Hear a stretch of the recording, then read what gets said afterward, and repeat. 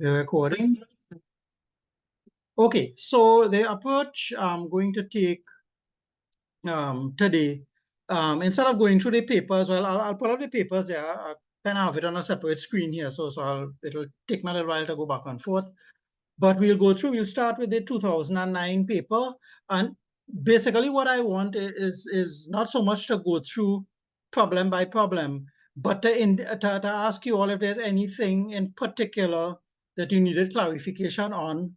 And I'll do it at this point in time. If there were any errors in the answers that you noted, and you notice in some cases, I kind of put the answers and don't complete them. And it is when I'm actually marking the papers, I kind of sit down and do all the answers afterwards too. All right, so a little bit of laziness on my part, but it helps me to get the papers in on time, because usually they give us a kind of short period to do so. Okay, so let me pull up first off the solutions to the 2009 paper. Now the 2009 paper, and as you're going through, you would realize that essentially the information, because the course content, there's only so many ways I can ask the same sort of thing. So I vary it. Sometimes I might give you a diagram and ask the questions, or in some cases, come and ask you the questions straight off. All right. So any specific issues came up with this when you all were doing it?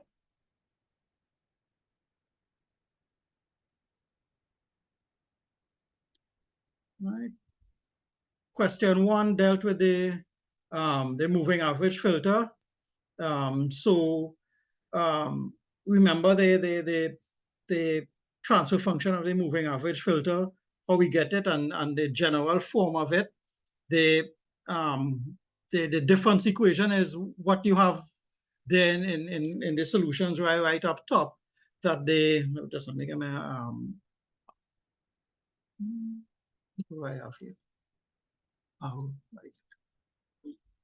Good. This thing here is what we have. It's an averaging. So you always, if it's an n-term averaging filter, then you have to average over n.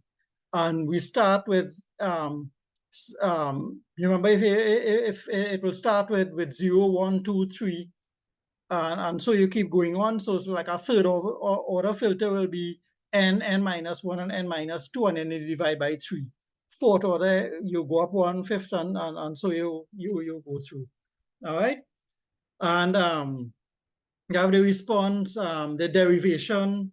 There is something that we did in class. This particular derivation is straight from the notes. I haven't asked you to prove any of the higher order derivations, but it is the same process, right? The transfer function is always, or the frequency response is always 1 over the number of terms, and then e to the minus j n over 1 minus e to the minus j. So it's always like that, okay? You get the number of terms by the sampling frequency divided by the cutoff frequency. And as we say, you go to the nearest number. So if ever you work out, oops, wrong direction.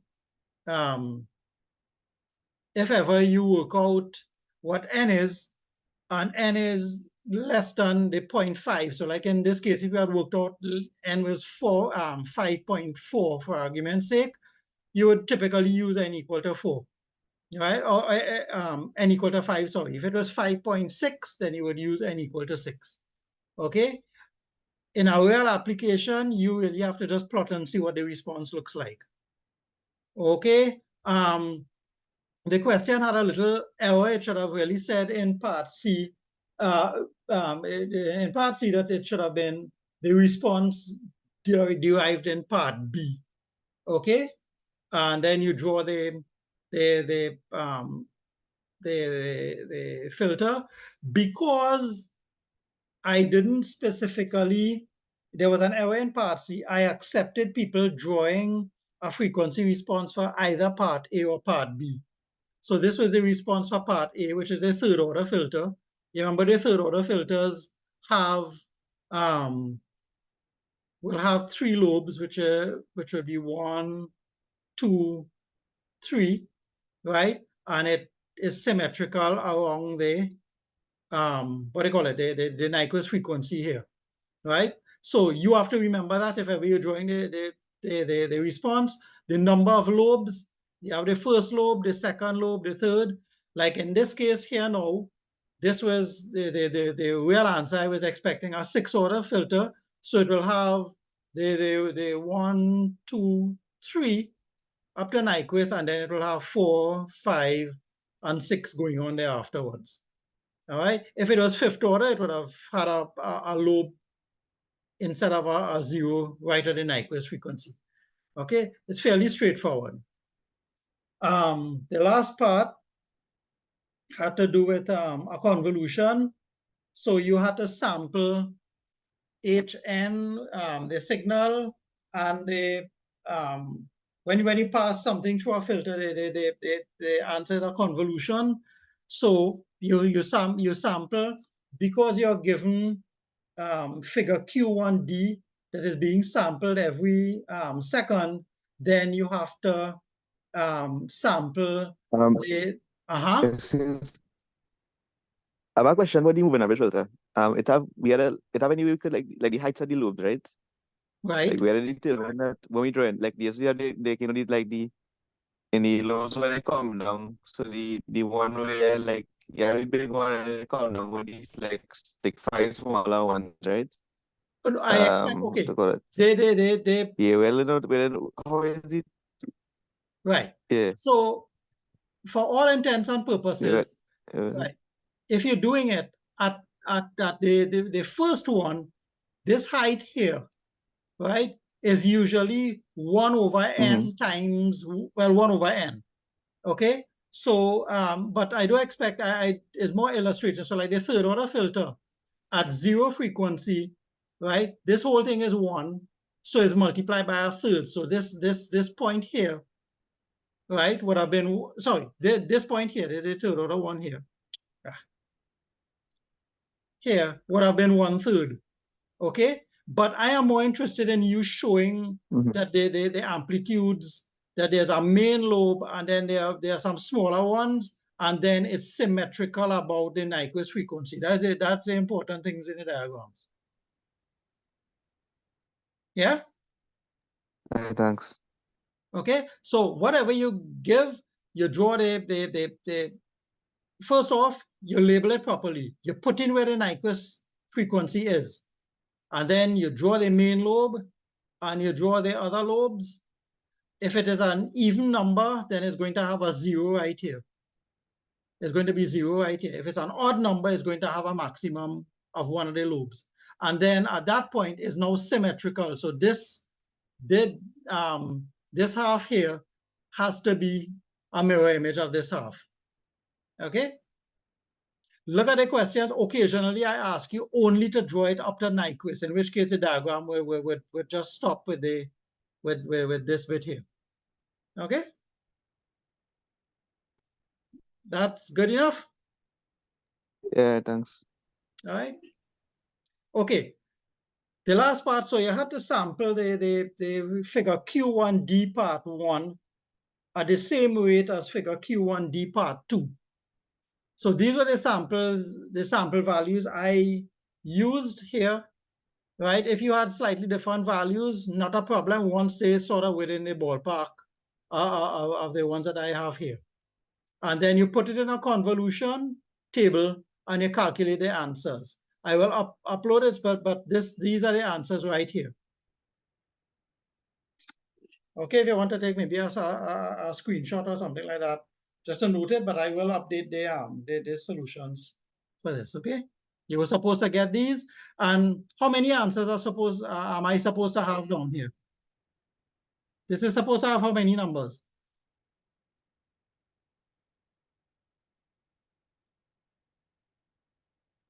As I check. You're supposed to have how many numbers?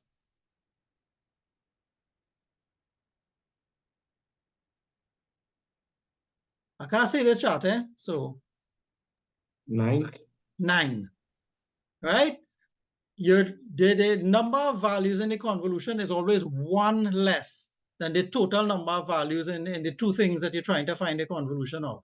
So Hn has 5 values, xn has 5 values. Together that is 10, so the convolution will have 9 values in them. Okay? So it's always a good check. If you work it out and you're getting 8 or you're getting 11 or something like that, then you went off a little bit. All right? Okay, question 2 had to do with, we were talking about finite FIR filters here, finite impulse response. Question on distortionless transmission, what it is. Okay, we spoke a lot about that and why that is required, and this is something that will come again and again as you look at the papers and so on. And the part B is a characteristic of FIR filters when we design them this way. If we have a symmetrical transfer function, then the symmetrical transfer function is basically a constant phase transfer function with a time delay, right? And we have the proof both here. Well, this is taken straight from the notes, which is what I'm referring to here. We proved this in the notes as well. And part C was, of course, to do the design. And I told you all to try, this was probably the best version of the sync function to remember. For this, you can remember it, and there were 3 versions of it. All right, you can remember it as a sync function, as this one, or in terms of omega. Whatever it is, this one is probably the best. And you can use that to evaluate. So how we design it, first off, you have the cutoff frequency, you have the sampling frequencies. So you have to calculate the time sequence. Remember, there's a sync function here. And one of the big things to remember is that the sync function sin x over x is 1, not 0. So don't put n equal to 0, and then in your calculator down here, you're getting 0 at this point. You don't want that. Okay? Make sure that if you have a 0 here, then something is wrong. It's supposed to, normally when n is 0, it approaches 2fc over fs. Okay, so you could work it out and see 2fc over fs in this case will be 36 over 44, which is the 0.82 here. Okay, the Hamming window, I give you that, right? It's either in the problem like this or sometimes in the appendix. You work it out. Make sure you have your calculator set to radians to work out the cosines. Otherwise, you're going to get a set of values here that are almost identical. Right? So if you start to see that in the first 3 values looking like 0.9 something, 0.9 something, 0.9 something, go back quick and check your calculator. Your calculator probably is in degrees instead of radians. Okay? Multiply it carefully. Okay? You only have to do half. Remember that under exam conditions as well too, right? So if it's a 9 point like here or 11 point or whatever it is, you only have to calculate the first half of the values up to here. The next half is going to be symmetrical around this point here.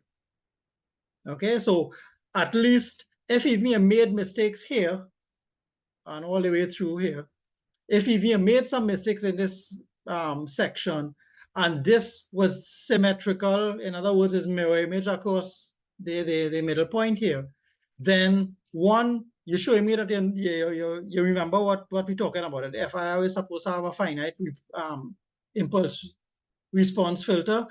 Sorry, the FIR filter is supposed to have a symmetrical transfer function.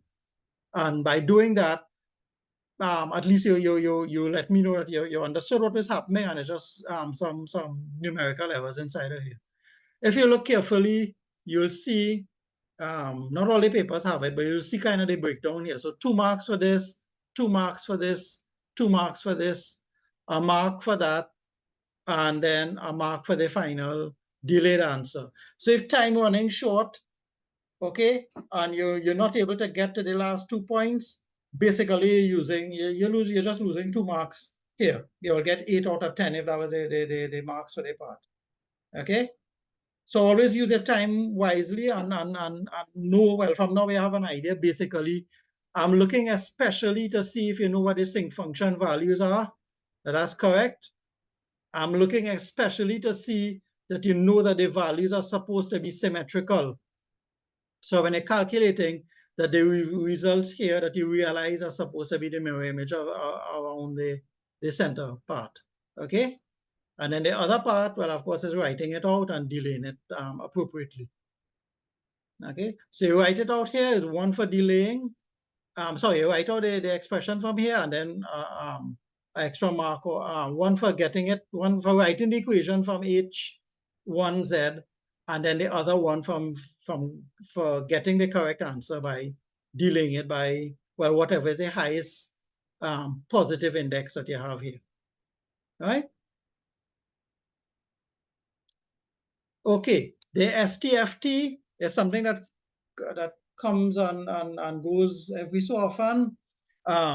Remember the description of that, the important point in all of that is dealing with non-stationary signals, right? And those are signals whose frequency content vary with time, like speech, like video. All right, and well, of course, we went through all the rest inside of here. So in the solution, you will see, let me see if I can just highlight it here for you. All right, 1 mark for saying first off that it applies to non-stationary signal. Okay, that another mark basically for saying that you applying it now that you can't apply the FFT to the whole sequence, you're going to apply it in a smaller group. And then you use a time window, a smaller time window, and you slide it from 1 point to 1 point. And then you plot the characteristic, a frequency versus time characteristic. And then you could color code, or you could give some description as to how you do the amplitude for it, right? This one is specifically in the STFT. It doesn't ask you about a spectrogram, but you could mention that if you like, okay? Right. Well, the next part of the solution is there, the spectrogram part, right? So that is straight from the notes. So you plot the time versus frequency and you color code the amplitude. Right? It's an image. It is not a actual physical plot. It's a color coded image. Okay. And the twiddle factors. Remember, whatever the number of twiddle factors, it's taking a circle and dividing it up into the number of factors, right? So if you had a 64-point FFT, each twiddle factor is magnitude 1, and the angle is 2 pi divided by 64, and it starts from n equal to 0 and will run to 63, or n equals 0 and it runs to 31 in this case. Yeah. Right, and here was a butterfly operation, just one. It was asking for any butterfly operation in the output stage of a 32-point FFT. A 32-point FFT would have the 16-point odd and the 16-point even parts, and you would be multiplying the first butterfly operation will be the first even plus the first odd multiplied by the first twiddle factor, W032, and then you get it, and then you multiply it by a minus sign, and then you get the second one, and that's all you need. Okay, and it runs from 0 to 32 to 1532. Right, you could, and if you remember it from the 8-point, which we did, which would have run from 0 to 7, or the 4-point, which would have run 0 to 3, then you could see the pattern. So if, for argument's sake, I'd ask you what was to draw the output for a 128-point FFT. 128 means that this would have been 64 here. This would have been 64.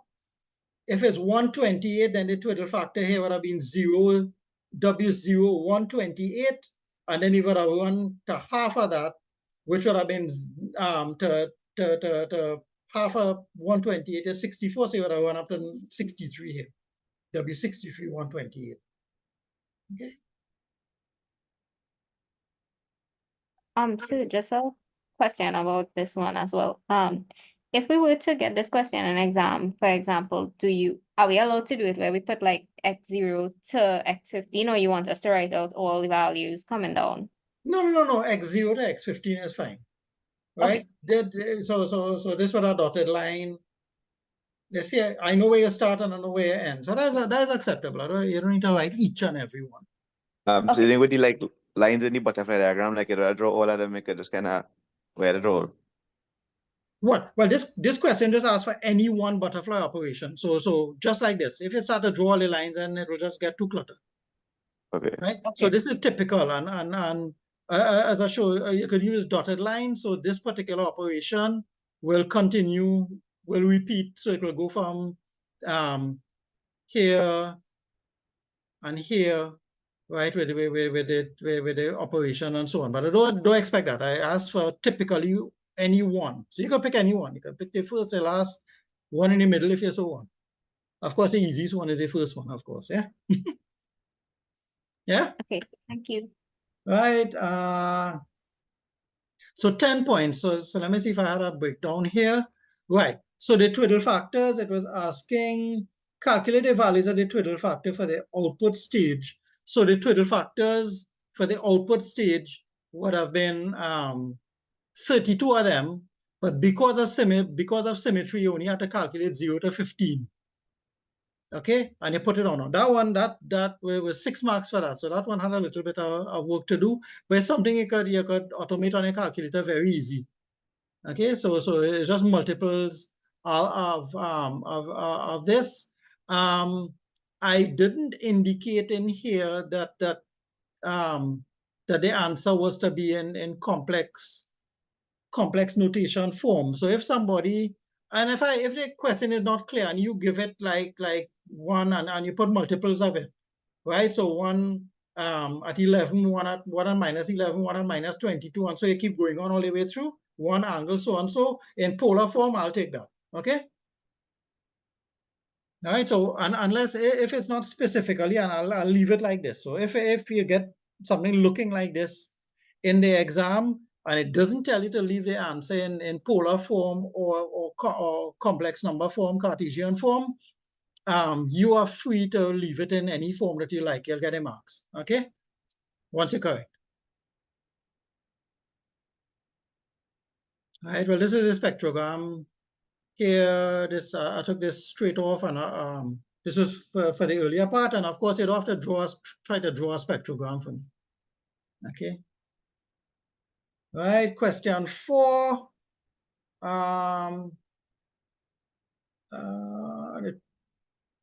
Draw a label diagram. Okay. So this was just a see if you understood the various configuration forms and so on. Direct form of a transfer function, right? You have both the feed forward and the feedback structure. As I said, I don't care if you use squares, rectangles, or triangles. Okay, that is not a problem for me. Decide if you're using the minus sign inside of the box. If you use a minus sign, then the sign on the summation is all plus.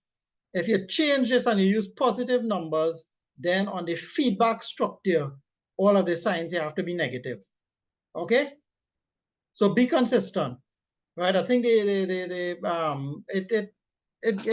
works easier. Both of them is about the same thing, because if you put a minus sign here, then you have to remember from if you're reading it from the transfer function, is minus the value on the transfer function. If you put a value straight off inside of here, then put a minus sign here. Okay, and these were the configurations inside of here. Right, the direct form, basically what you see is what you get. Right, for both the numerator and denominator. So you have delays for both of them according to the order of the transfer function. Right, the canonical form, you swap the feed forward and the feedback structure. because A multiplied by B and B multiplied by A in a linear time invariant system is the same thing. The cascade structure is when you break the thing up into factors, and then you multiply one times the other times the other, and the partial fraction one is one that gives it a parallel form. Okay, it was 2 marks for each of these. That was the 8 marks there. And then the other part had to do with the bilinear transform. Okay, the bilinear transform, we had 12 marks for this part. It varies between 10 and 12 in the questions, depending on what I'm asking. All right. So you need to calculate. Notice again, make sure and copy this correctly. Some people copied the equation incorrectly, and then they make some errors, and everything is propagated through. You'll probably lose about, if you start off with the wrong equation, but everything else is correct, right? You'll probably just lose 2 marks for not copying it correctly. All right. But I will recalculate everything based on what you did, because I'm more interested in the process. You have to calculate C from this. So if you mark down the equation to let me know that you know what you're doing, so you get a mark for that, right? You get the structure, you change the subject of the formula for C and put in the values that you're going to do inside of here. Then you calculate omega, and then you calculate C. So 2, 4, 6 marks went here up to the point where you have C. And then you substitute inside of here, and once you reach up to this point here, and you're manipulating and so on. So up to here, you substitute inside of here, and then the simplification gives you the other 2 points. Okay, I don't. Some people, when they did it, they, depending on if they worked in positive or negative indices, they had it in this form here, right? I would accept that answer. Sometimes I tell you to like this particular one, express a final answer using negative indices of Z. If you had left it here in this form and not simplified, you would have gotten the full marks, okay? So if you reach here and the time has run out, of course, expand this, right? So if you've reached here, you expand this, and you have it in the non-standard form. In other words, this coefficient here is not 1, and you leave it at that, I'm fine. Okay, you'll get a full marks for it. If I tell you to put it in standard form, then it means that you're going to need to do it to get the extra marks for the last part. Yeah? And the other one there, right, a signal generator, cosine, so draw the realization of the signal generator. As I was telling Tionda early on, you can memorize this in a couple of ways. If you remember that what we're trying to do is a cosine signal looking like this, then you can go into the Z transform tables at the back of the document in the appendix. And if you go down there, you will see the transfer function stated right here. So that is the transfer function. For the particular problem now, you have to devise what omega is. You're given F and you're given Fs. You must remember that R is 1. And once you do that, then you have the transfer function here. And then you could draw it out. Okay? So at this point, you would have had 2, 1, 2, 4, and 1, 5 out of how much marks that part was? 8. 5 out of 8 up to here. So if you didn't draw the canonical form for whatever reason, time ran out and so on, then you have 5 out of 8 anyway, right? But once you get to this point, then going here is fairly straightforward. Okay. Remember, on any of the flow diagrams, the data flow diagrams, anytime you see 1 is a straight line. Okay, 1 is a straight line with no gain. Okay. Right, and then the last part now was to create it using the impulse invariant technique. Remember the impulse invariant technique, you have to find the inverse Laplace. So you go from HS to HT, you have Laplace tables in the back. And then from HT, you go to HNT. So you get HT first, then you get HNT. And then once you have it in this form now, you go to the Z transform tables and you get HZ.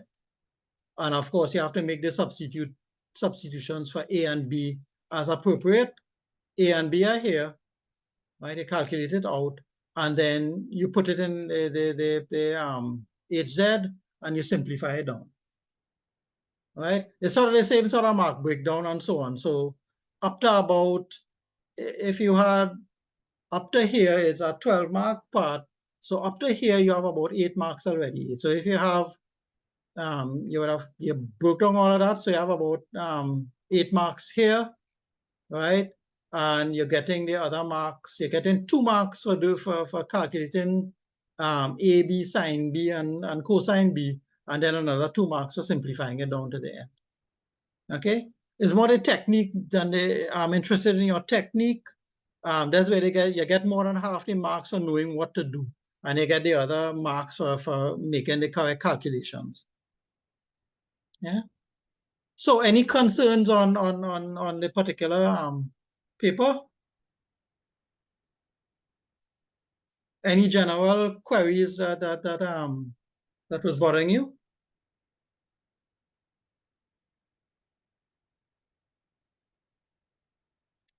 All right. Okay, so let's we'll do a little bit quicker now. So let me share. Let's go to the 2010 paper now.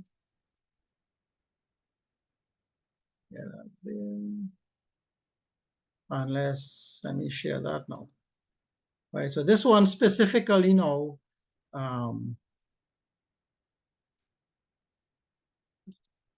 right, I'll move a little quicker because it's the same sort of process here. This particular one, just one comment on question 1 here. The transfer function was given so and so. In the exam itself, I forgot that in the question, I should have told people that Z equal to 1 is a pole, right? So that then you could do the factorizing. But as a general rule, and I think I mentioned this way back in signals and systems as well. If ever you're given a transfer function, you have to factorize it. One of the roots is either going to be plus or minus 1 or plus or minus 2. So the first thing you do is to try plus or minus 1 or plus or minus 2 and see if that turns out to be a root and everything else is there. Okay, if there's some other root inside of there, I will tell you, as you will see in another question in another paper. And that one also made a little bit of a mistake there. But if I make a mistake and it's not drawn to my attention in the exam and so on, people will get the marks. I'll just default and give everybody the marks accordingly. Okay. So in this case, Z equal to 1 was a pole. So from that on, from that point, the rest was getting the factors, getting the partial fractions, and then it was asking you what y8 was. So once you had yn, you substitute n equal to 8, and you were supposed to get an answer looking like this here. Okay. All right. Any issues elsewhere on the question paper? All right. This one varies it a little bit. This is a sinusoidal sequence. Sometimes I ask for cosines. Okay, well, here it is, a cosine source. Okay.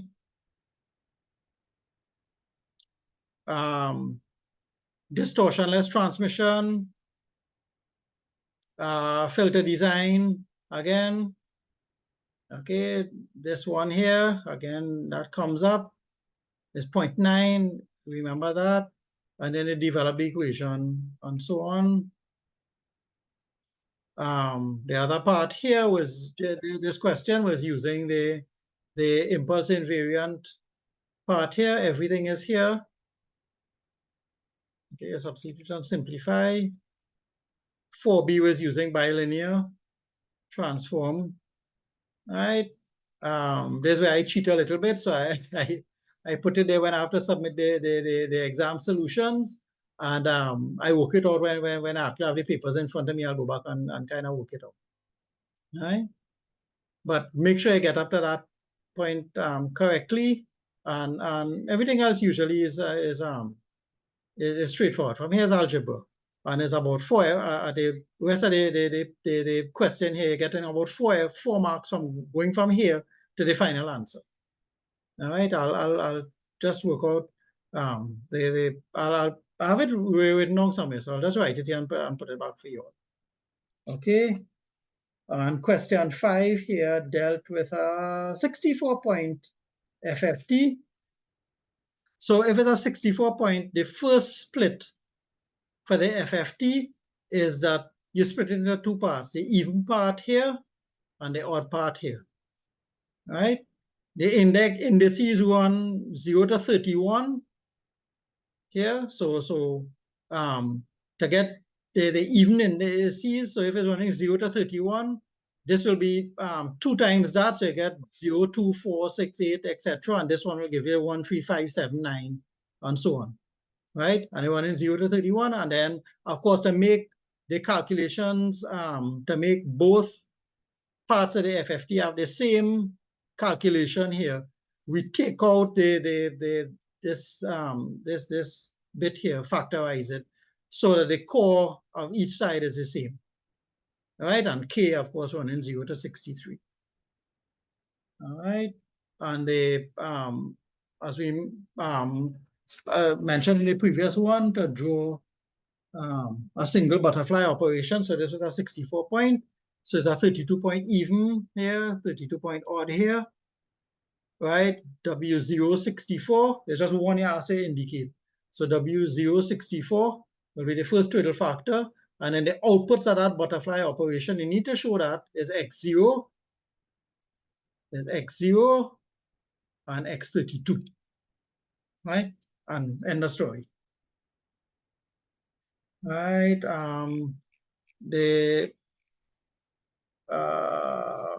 let's see, part D, well, the MATLAB has changed the command. It's no longer spectrogram. They updated one is spectrogram, but everything else inside of it is the same. X is the data, 64 is the number, is the size of what do you call it? The sliding window you're using. Fs is your sampling frequency, then the window, and then the overlap. All right. Right, question 6. Right, this was an unusual exam in that it had 6 questions instead of 5, and the output staircase interpolation and so on. We spoke about that when we were talking about sampling. Okay, and this all has to do with the reconstructed signal and the sync envelope and the 0 points and all that. Okay, right. Yeah, look at the answer. So anybody had any issues with this set of problems here on this paper?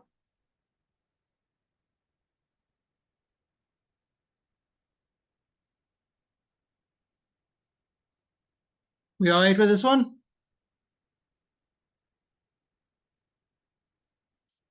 Okay, so let's go on to 2012. All right, are there any issues with 2012? Let me see, put up the paper here. So, share 2012.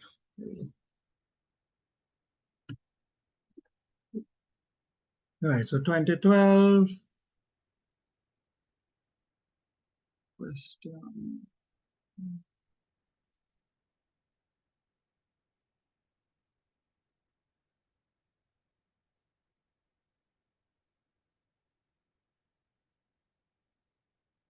Wait, is 2011 or 2012 we supposed to be doing? I think it's 2011. Sorry. Solution to, there's a signal here. It's 2011. Yeah. Right. So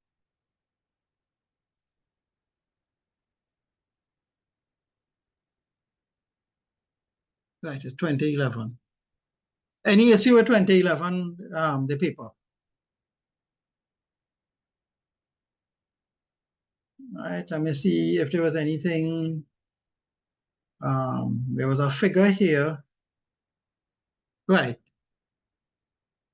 Okay, so there was a little question on part 1 here, part 2B, just a 2-mark thing, 2-mark part, asking basically what was it about that realization that would tell you that it is not a finite impulse response filter, the fact that it has feedback.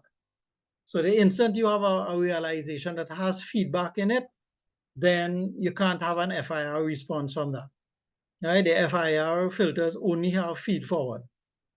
So anytime you see a diagram like that, that has both feedback and feed forward, the feedback are this is the canonical representation. So you have you have swapped the feedback and the feed forward loops in there. But from the time you have the feedback loops existing inside of the figure, then it can't be FIR. All right. Well, just 2 marks for that, but it's just something to recognize. Anything about this paper? Right. So here on the top of the solutions on page 2, right? There was a little error here. If z equal to 2 is a pole, it was if z equal to 0.5 is a pole. All right. So what I ended up doing for that one, I mean, people, I think I gave people the marks for that. I just looked at in some cases they got stuck on so on, but basically once you attempted the part, you got the marks for it. All right. Sorry about that, but well, you didn't do the exam, but if you did it and you didn't check the solutions until afterwards, that's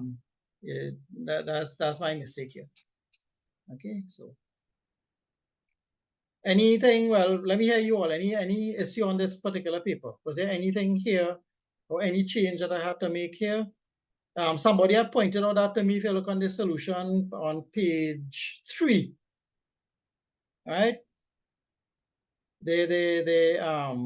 What I have here, the first on the twiddle factors here on the phasor diagram, I have it actually numbered a little bit wrong. There's W0, 8, W1, then 2, 3, 4, and so on. Okay, right here. All right, you should know that by now. This first one is W0, right? Not W1. Okay, there's 1 under 0. Then this should be 1. Then this is 2, 3, all right, 4, 5, 6, 7, and so on. All right. So anything about this too that gave anybody any problems? Also, just one thing. When we had to find the magnitude of the FFT result, the previous question, right, about would we have to, yeah, that one right there. Would we have to scale by n? No. Oh, no, okay. No. Whatever answer you get here, just give me the magnitude. Okay, cool. Right, those scale one more thing. Uh-huh. Yeah, with the previous question, when we had to express the system in parallel form, would we have to express each, like right there? So you put the transfer function in the block diagram, but would we have to like express each subsystem as their block diagram representation in the parallel form? No, just like Okay, this. cool. Yeah. All right, cool. Right. And if you want, you could label it. So you could call this, for instance, H1, H2, H3, and then inside of here put H1, H2, and H3. That'll be what do you call it? Perfectly acceptable. Right. So if time is short, for instance, and you label this properly, and I could trace from your answer to the diagram, then you're good to go. Okay, understood that. All right. Anything else on the paper? Anybody? Right here, the usual business here. All right, the bilinear on this point inside here. Well, here you have the answer, then have the intermediate steps. Okay, so here is not standard form. So the standard form for this would be to divide everything now by 14.8. Okay. this one was a high pass filter. We did that in class. The difference with the high pass and the low pass is that the calculation here has a minus sign and cotan, which is 1 over tan. Okay, and then is z plus 1 over z minus 1. Make that and you simplify as before. Okay, and question 5, and then a STFT and so on. Again, the same sort of question, the same ideas here. Okay. Anything on this? Anybody had an issue with this, or something blatantly wrong?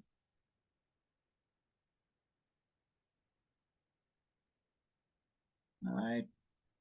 Okay, let me see. What are we off? So many things open here now. We're supposed to be doing 2012 now, right? Let me see. Hold on, let me see which one is which one now. 2011, 2012 is this one. So share 12. Let me see if there was anything of interest here. Continuous time. So doing the convolution. So I'll give you a convolution in this exam here. All right. Ideal sampling and spectrum replication. Well, we went through all of that. Right. Why it happens. Real sampling and the pulse widths and the sync function and so on. Yeah, if you're drawing this one, asks you draw a label diagram, right? So if you're drawing a label diagram of it, what I expect is to show the features, let me get it out here, to show the original, the replicants, the sync function envelope, okay, and the 0 points of the sync function. Remember, if the sync function, if the sampling train has a particular width of tau, then the sync function zeros at 1 over tau. Okay, and of course the spectrums replicate at 1 over t, multiples of 1 over t. Okay, so anytime you're given that, so that let's say a 6-mark question, so I was expecting the axes to be labeled, the 1 over t to be shown where the replicants occur, the 1 over tau to be shown where the 0 points of the sync spectrum envelope occurs. So where the zeros of the sync envelope occurs, and of course the sync envelope itself. All right. And with return to 0, this is non-return to 0. If the pulse width becomes the same period, the same size as the period, then the sync function 0 point here relocates itself. It moves from there. It moves from there to here. Okay, and we have diagrams of that in the notes as well. Stationary, non-stationary, STFT. That has come, and some things inside of it to explain, right?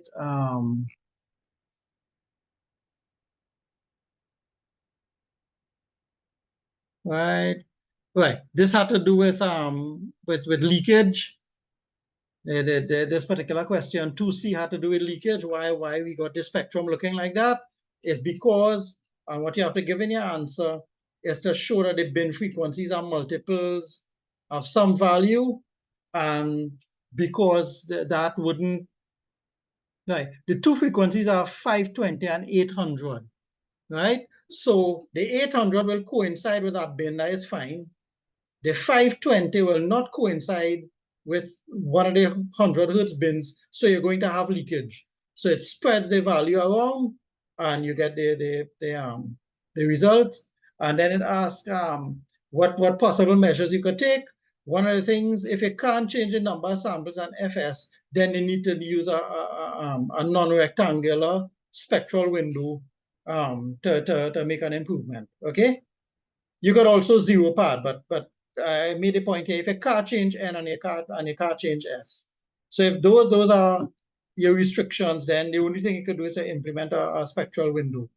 So there you go. Question 3, moving average, the zero crossing. So this one was one where you could choose either 8 or 9. 8.33 mean that most likely you would choose 8, but I accepted the answer for both of them, 8 and 9. Right? And the drawing, again, if it's 8, you're going to have, if it's 8, you're going to have 1, 2, that's this one here. Right? So 1, 2, 3, 4. And if it's 9, you're going to have 4.5, which is this one here, right? Up to the Nyquist frequency.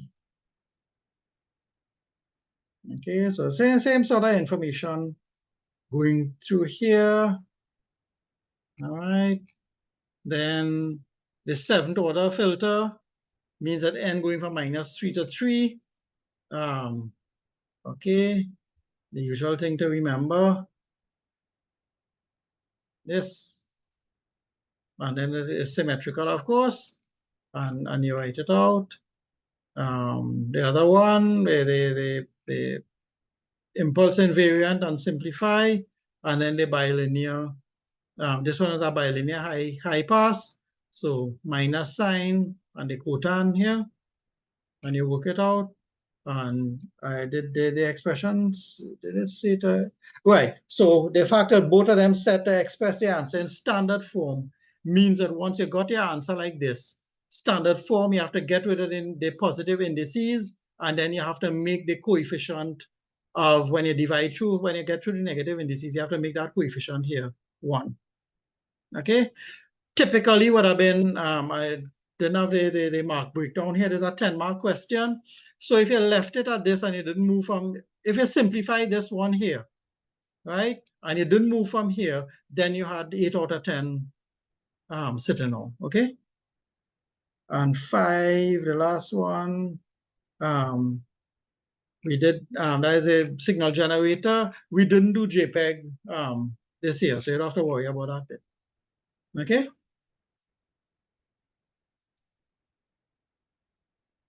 Right, so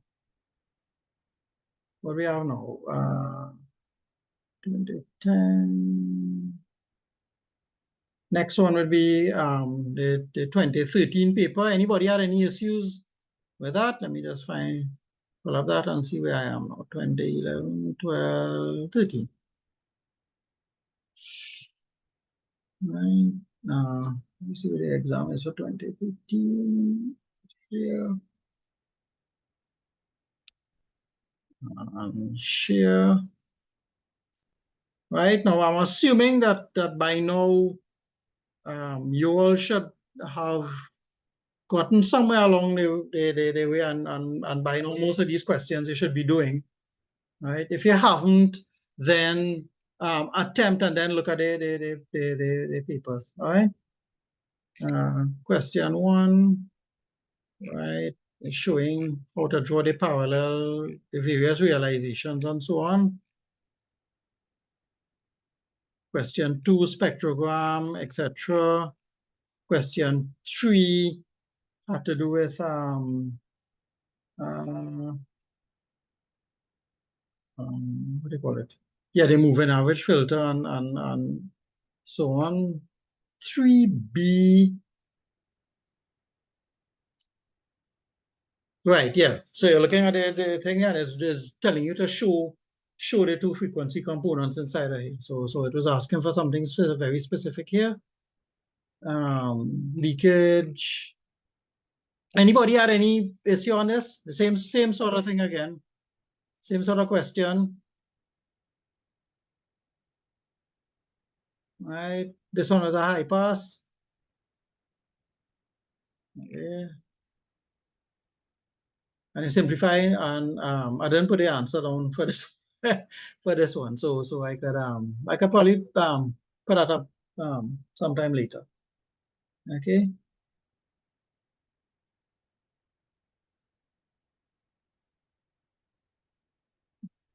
So what's next? Last question, the second question for 3C. For 3C, Yeah, the H omega. 3Q3C. Yeah. Oh, right. I was gonna ask you why is like J omega on top is because it's 4 J omega. Four. All right, Yeah. sorry. Right? Yeah.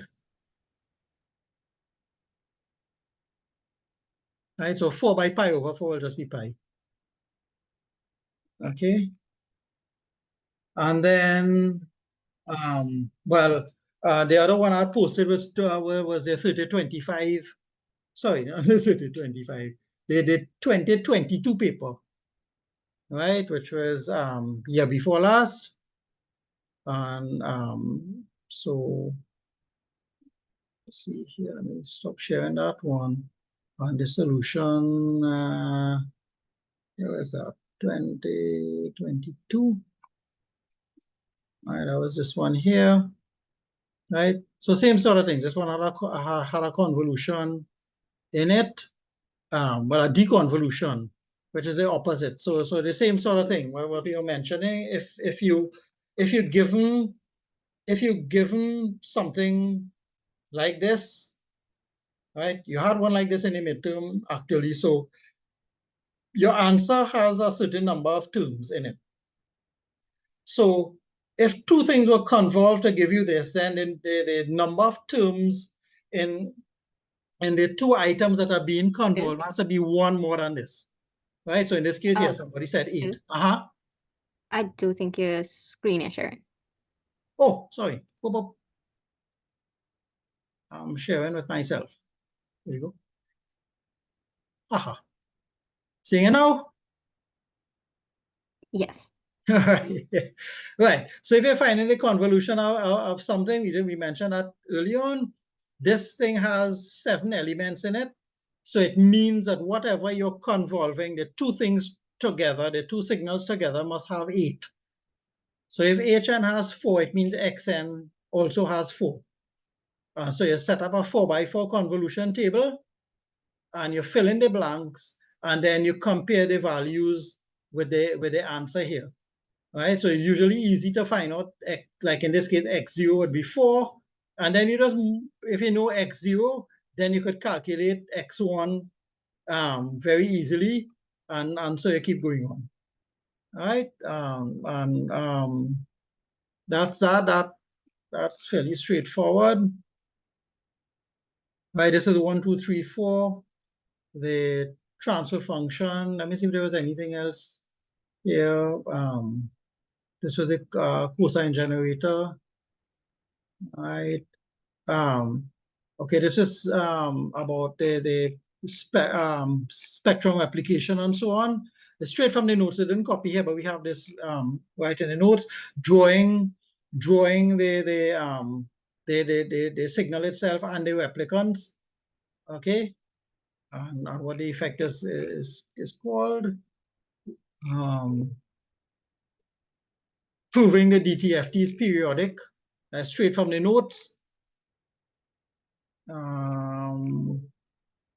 Linear phase filters and so on. It's the same sort of question that has recurred all the time, right? So in this case, this particular one, because you're landing up here, I allow people to use either 3 or 4. Okay, so you're not going to be penalized if you decide, okay, it's 3.3, I'll use 4. Don't matter. Just remember to write down the correct transfer function. For instance, if you put 4, don't put 1 over 4 here and then you put 1 over, sorry, don't put 4 here and then forget and put 1 over 3 here. Okay, whichever one you do, just make sure you do it correctly. Usual business here is symmetrical.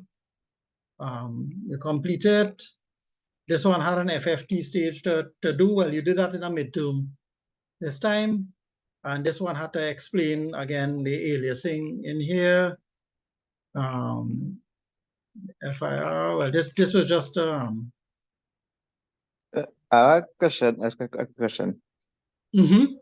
If like you went to the calculations for like what I'm moving out filter I need, right? And let me say you get like 4.4. Like so you could the last one you specify like use either 4 or 5. but like, it does ever matter which one we choose? Right, this is what I'm telling you. In practice, it will matter a little bit because if you use 4 or you use 5, you remember where the zero, when you're using the filter, remember the order the filter determines where the first cutoff point is, right? If you use 4 or 5, this point will move in one direction or the other a little bit, right? Now that cutoff frequency, if you are applying it to something real, is that moving is that changing of the bandwidth of the main lobe to make it less wide? Is that going to affect your particular application? Okay, so if you're using an FIR to get rid of noise from a particular signal, and the noise signal and the actual signal that you want, the frequencies are fairly close together, then you have to be you will have to actually decide if I go for the lower order or the higher order, if it's going to get rid of the noise or if it's going to still have noise in it, kind of thing. Right? And But next that's not one a for the practical thing. Right here in the yeah. exam, no. Yeah. For like the IIR filters, like when you're using the bilinear transform, you always assume it's low pass unless you specify otherwise. Correct. Yeah. Right. Right? I give you the bilinear to use low pass and high pass. Right? We didn't do band pass for any of the other filters and so on. But you yourself know from, I mean, what we did in electronics. If you want to create a band pass filter for argument's sake, you could cascade a low pass and a high pass and get a band pass. So all you basically have to know from a discrete point of view is to create a digital low pass and a digital high pass, and you could get everything else that you want from that. We didn't specifically cover that in class, but if you need to use that for an application going forward anywhere in your life, right? So some design, just remember that. Okay? Once you have a low pass and a high pass, you could create anything else that you want. All right? Is anything else on this particular paper?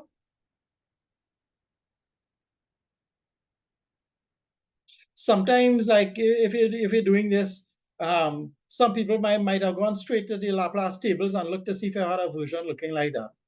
It's up to you. Sometimes they match what's there, sometimes not. But how all of the techniques that you use to find the inverse Laplace, just remember that. Right, and these are the two answers there. And this one actually has the complete values inside of here as well. Right, it didn't require normalization in this case, so you would have gotten the points. You would have gotten the marks up once you finish up to this point. Right, and don't worry about these numbers. You're going to get some very weird numbers for this, or the impulse invariant. You get some strange values. Well, this one is a little bit more straightforward, but like there was an example that we did in problem set 3, I believe it was, on Tuesday when we were doing the solutions, and they got something like things by 10 to the 12 minus 12 and all of that, right? That if I give you a problem and you're getting answers like that, don't be too concerned. Just put on the answer, right? Forget how weird the answers look, because in truth and in fact, you're going to get some very weird answers when you do this practically. And implementing that is a little bit of a challenge with finite number representation. So like implementing this, for instance, depend on the type of device that you're trying to implement. It might be an issue trying to get that many decimal places in or implementing that number directly. Okay. So any concerns or questions on that?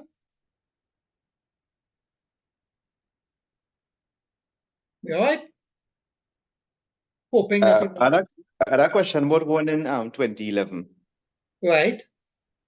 Yes, question 2A, right? So you had give us a following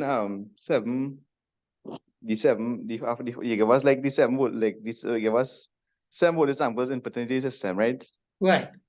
And they say, okay, so these samples were 0 pattern and the DFT was performed and on the resulting values, right? Mm-hmm.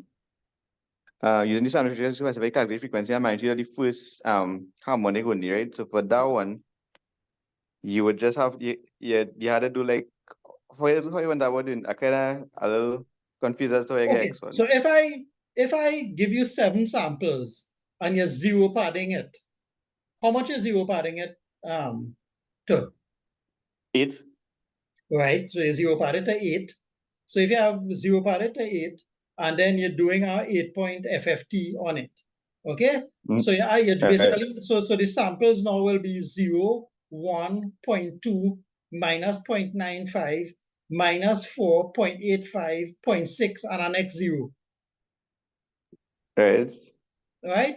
And then now you're running the DFT on it. So you remember what the DFT one is, not a FFT. The DFT is you implement. Let me see if I can pull up the solution here for you. You implement the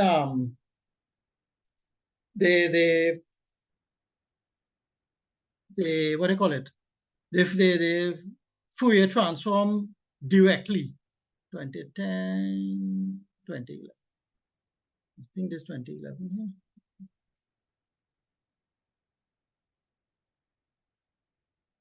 Just a second, my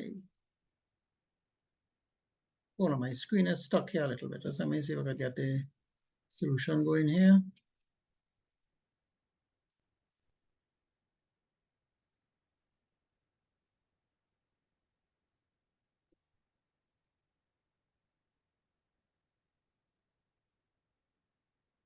Just a second.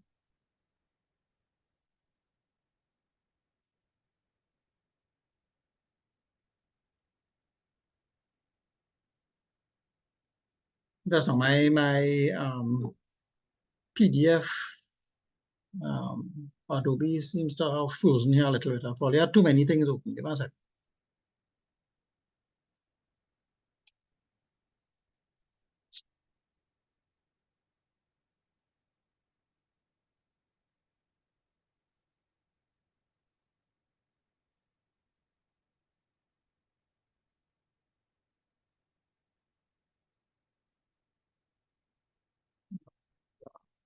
One second, let me try.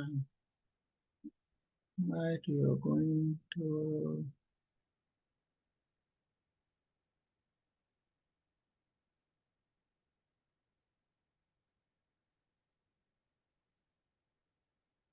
Yeah, just give me half a second here. Let me get the solution back up for that one.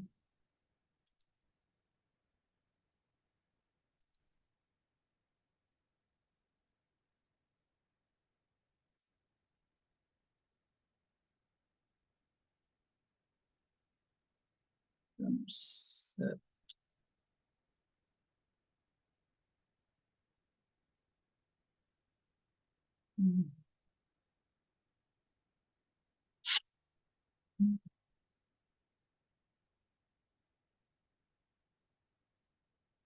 Oops. Nice.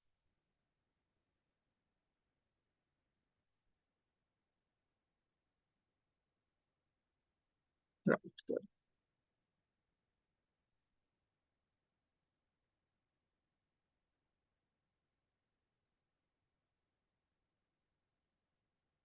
Right, okay, just let me share this now. Yeah. Right, so the zero padded, you had 1 0 at the end. So in this case now, you have the twiddle factors. This was saying, okay, so I had the diagram incorrect here, right? This is W08 here, right? And then you put in the answer for X1, the correct answer for X1 would have been, well, I kind of put it shorter, so X equal to 1 here. So you would have to do this, the sum over the values, and then this would be W. If you're looking at the first bin output, then K is 1, and then you just run everything through with the twiddle factors for that. Okay, I didn't put up all the answers there, but the correct answer was We were just like magnitude. doing normal DFT procedure and like some of like X whoever that whole line Yes, that wrong, whole right? line, that whole line, yeah, You do that it single for the line. key, you do it for the key equal 1. One, yeah, and then was one that line, yeah, exactly. That's all. Okay. All No right. key equals 0, right? The first harmonic, no, because Okay. the first, the DC is not a harmonic, it's DC and the harmonics. So the first harmonic is K equal to 1. All right. If something like that comes up in exam 2 and you're unsure, ask a question, okay? Call the invigilator and ask for clarification if you're not too sure if the first harmonic, what I'm talking about. But from what we did in class, the first harmonic is K equal to 1. Right? DC, we don't consider DC a harmonic. All right?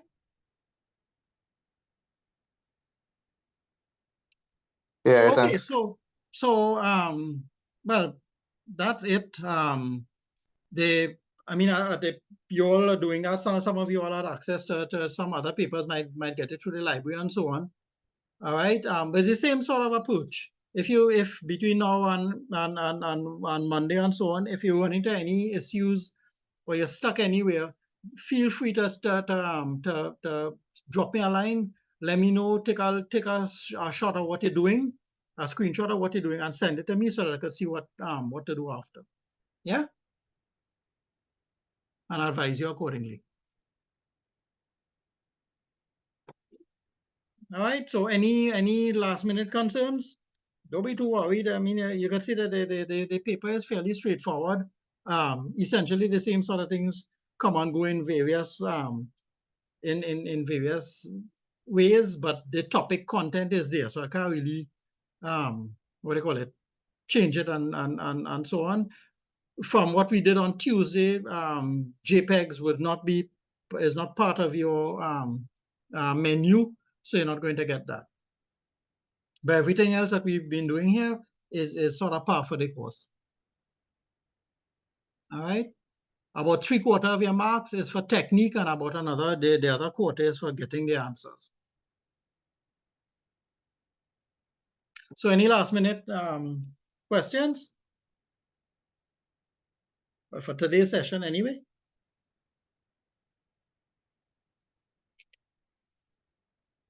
Yeah, no, maybe. Everybody all right?